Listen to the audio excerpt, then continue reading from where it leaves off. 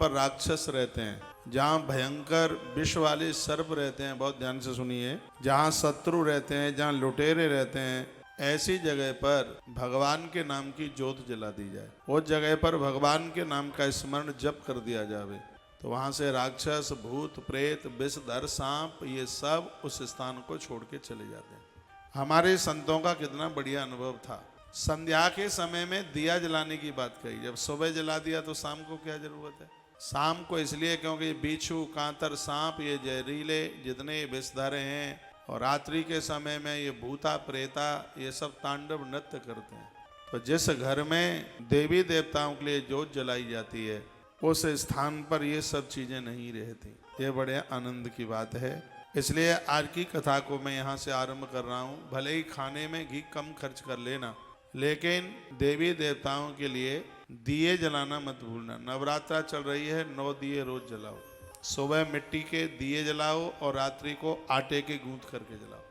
अभी हम कथा करके आए हैं उधर गया जी में, आपने देखा होगा पितरों की आरती होती थी शाम को, टोटली दिए आटे के होते थे, हजारों की संख्या में। शाम के समय अभी नवरात्रा में आप आटा गूंथ करके उसके दीपक दिए जलाइए, 9 दिए, और सुबह के समय में मिट्टी के दिए, अभी हम पूजा किए हैं तो वहाँ मिट्टी के दिए जलाए, माता जी के अभिषेक में पूरे 9 जलाए। ये नहीं है कि यहाँ से प्रवचन सिर्फ आपके ही लिए, इन सब चीजों को हम फॉलो करते हैं, इन सब चीजों को हम मानते हैं। नवरात्रा सिद्ध हो जाएगी।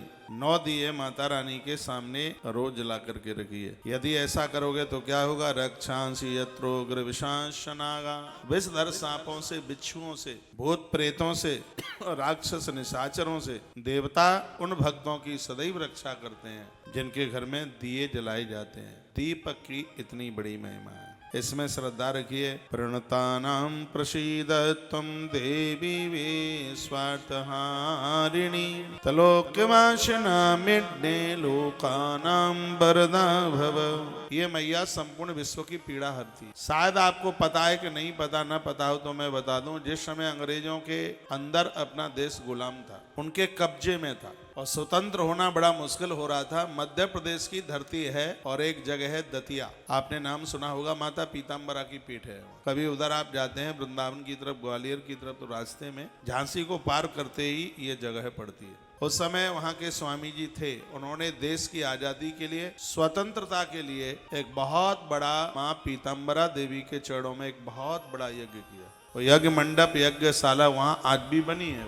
1947 की बात है। उधर यज्ञ की पूर्णाहुति हो रही थी और इधर अंग्रेज भारत स्वतंत्रता के लिए सिग्नेचर कर रहा था, उसने हस्ताक्षर किए थे कि हम भारत को छोड़ करके जा रहे हैं। वहाँ यज्ञ की पूर्णाहुति हो रही थी तो वर्णन किया गया है, त्रिलोक्यवासिना बेड्डे लोकानां वरदा भवा। जो माँ को वंदन पूजन करते हैं, उसके नाम का यज्ञ करते हैं, संसार की पीड़ा से माता रानी उन लोगों को मुक्त कर देती है, किसी भी प्रकार का बंधन नहीं रहने देती। यह माँ की बहुत बड़ी कृपा है।